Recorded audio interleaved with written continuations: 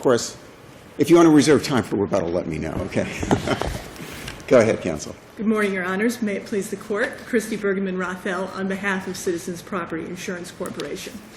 The case we're here on this morning is about an appraisal clause in an insurance policy. Do me a favor, step a little closer Sure. and speak a little up, okay? All right. Thank you. And this appraisal clause in this insurance policy is different than the one that we're probably all used to seeing, which mandates that if one party demands appraisal, be it the insured or the insurer, then the other party has to proceed to appraisal. Let me ask you a question, just from an informational standpoint on this. Hasn't basically this policy done away with the appraisals? Well, under the appraisal, it's a voluntary, it must be agreed to by the parties. So if both parties don't agree, then you don't have appraisal. So the option is what, to go to just litigation? That would be the available dispute resolution option Okay. at that point, yes. That was just an informational I was curious about. Okay. Yes, it's a brand, as I stated, a brand new insurance provision that went into effect in 2010. It makes the appraisal an agreement between the parties, a voluntary provision, and they have to not only agree to go to appraisal, but also agree to the terms of that appraisal. And the particular policy provision states, if you and we fail to agree on the amount of loss, either may request an appraisal of the loss by presenting the other party with a written request for appraisal of the amount of loss. If the other party agrees in writing to participate in appraisal, then appraisal shall proceed pursuant to the terms of a written agreement between the parties. Right. And it's that And the written... policy itself doesn't specify the terms of that written agreement. That's correct, Your Honor. The So parties... it's just whatever the insurer wants to do. Well, no, the insurer and the insured both have to agree to it, so there can be some give and take in that process. Let me ask you a question. In this case, what is the option left open to the insured? The option left open to the insured... Right. The appraisal didn't go forward because Citizens said this is what we're going to appraise, only these items, and the insured said no, we need to appraise everything, and Citizens said no, so therefore there's no appraisal. So what option is open to the insured, if anything, here? Well, my understanding is Citizens proposed the appraisal in terms of the appraisal agreement, and the insureds declined to sign that appraisal agreement. I don't know... Right, because not everything was being appraised. Well, but within the record, I don't know if that was the reason they declined or if it was some other term. We don't either, but I mean, my question is, everything's not being appraised. So if the insured says, for example, yes, let's go ahead and appraise ABC, what happens to DEF? Well, I guess the insured's argument at that point would be that it's a breach of contract. You're not paying me. You're not accepting coverage for those items that Citizens had not previously paid on and accepted coverage. But here, insurer says, listen, I'll agree to appraise A, B, and C only if you waive any coverage on D, E, and F. How is that a satisfactory or even conscionable requirement for appraisal? Well, I don't think that the appraisal would require them to waive their coverage arguments for D, But you E, could and do F. that as the insurer, could you not? Could you not?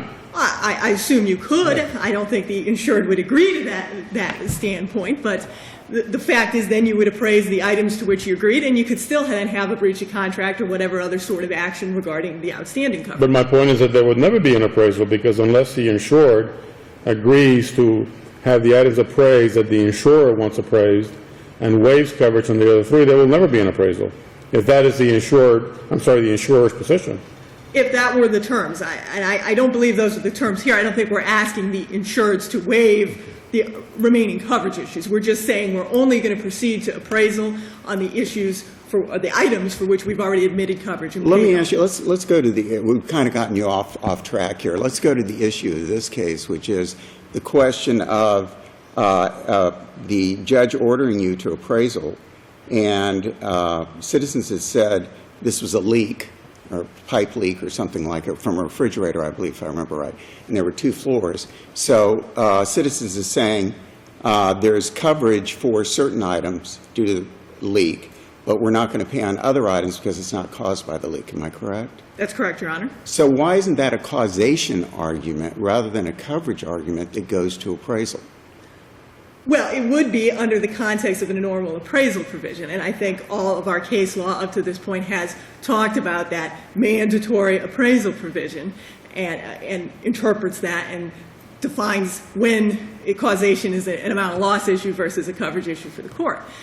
Under this new appraisal provision, which is a voluntary provision requiring the agreement of the parties are free to agree to whatever terms they want for the appraisal. They're free to agree to having certain items appraised and not other items appraised, and basically making the causation issue one for the panel or not. I understand what you're saying, and they are free pursuant to the policy, but what if the insured says, okay, you're only agreeing to A, B, C, but I say D, E, F is a causation issue and not a coverage issue?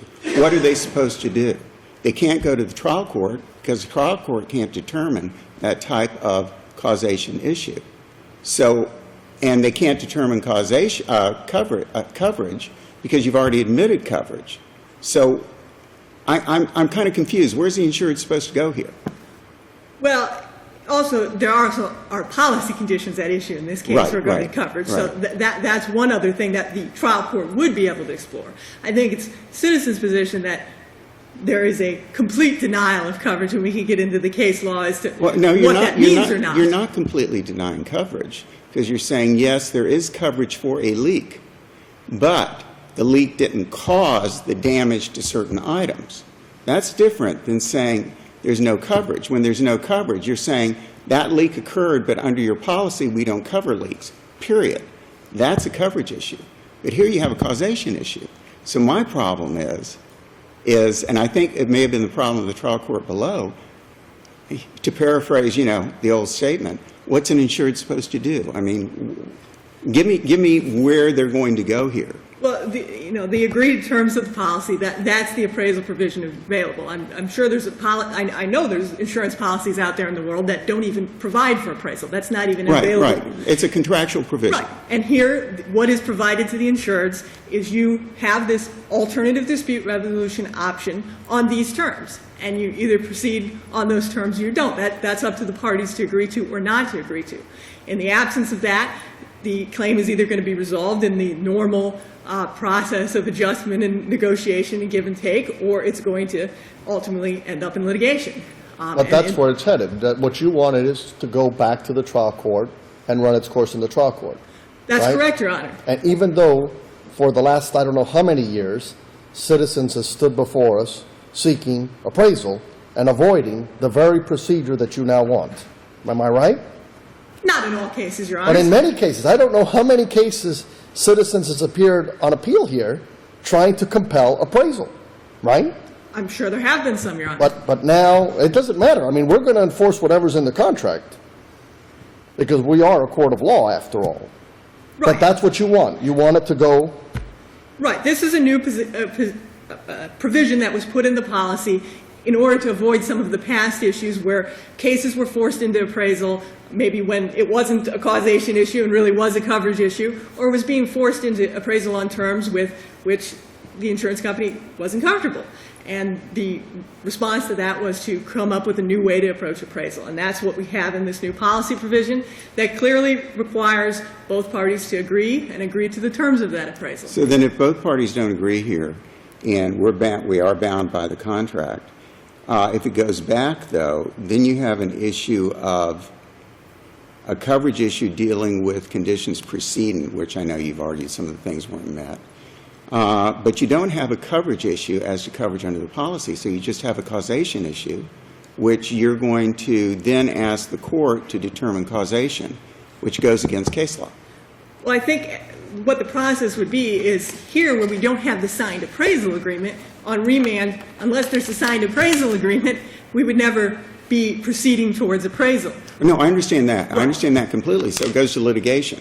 Right. So when it goes to litigation, you've got the trial court saying, okay, you've already admitted coverage, for sake of argument, there's a leak. So what you want the trial court to determine is whether or not the damage to certain property was caused by the leak. So you're asking the trial court to determine causation. Am I correct? As a second step. The next step would be to determine whether there's been compliance with the post-loss conditions of the policy through an evidentiary hearing, as this court has prescribed. Right, but that's a separate issue. I'm just talking about that one issue there. What you're asking the trial court to then do is determine causation. If it is, in fact, a causation issue, we believe that it's a coverage issue. But it can't be a coverage issue, because coverage issues are, you look at Lycia, you look at Johnson, you look at all those cases, coverage issues are, you have a leak. Is a leak covered under the policy? Yes or no? If it's no, it's a coverage issue. If it's yes, then the question is, did that leak cause the damages being claimed? That's a causation issue, which normally goes to appraisal. But based on your policy, it's going to fall into the courts and up to a judge or a jury to determine causation. That may in fact be the case, because there's no other body that's going to be able to resolve the dispute at that point. So essentially, I go back to my very first question. What Citizens is doing away with appraisal. That very well may be the ultimate effect of it. Right. I'm sure there's circumstances where the parties can and do agree to appraisal. Exactly. But that may be the ultimate practical effect in a lot of cases, that there will just not be an available appraisal option. Gotcha. Okay. We've kept you up longer than I thought. I'm sure you thought you were going to be up. Is there anything else you want to address before you sit down? No, we would just request that based on the plain language of the policy, we believe that it's clear that the trial court erred by compelling appraisal in the absence of a written agreement, and as such that the court reverse on that basis and remand for whatever proceeding is necessary from there. Yes. Thank you, counsel. Thank you. Very interesting. Appreciate it. Every oral argument would be this simple, the one-side argument. Maybe the rest will be the same way. Do you have any rebuttal? No.